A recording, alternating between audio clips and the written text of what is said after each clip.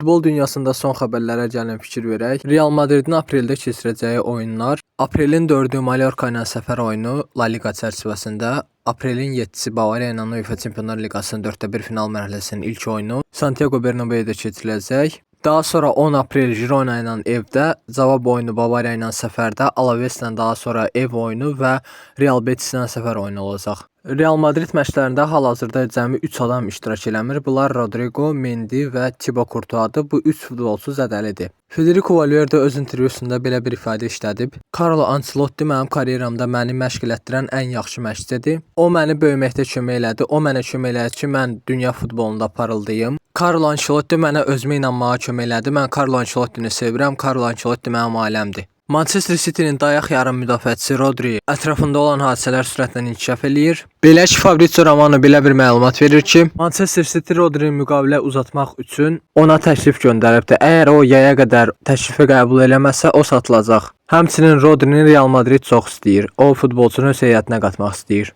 Bu arada əsərin digər qəhrəmanı olan Enzo Fernandesi Chelsea 2 oyunluq komandadan uzaqlaşdırıbdır. Qeyd edeyim ki, buna səbəb Enzo Fernandesin Real Madrid haqqında verdiyi skandal intervyu olubdu. Sky Sport da belə bir məlumat verir ki, hər iki Real Madridlə oyunda ilk oyunda iştirakı sual altındadır.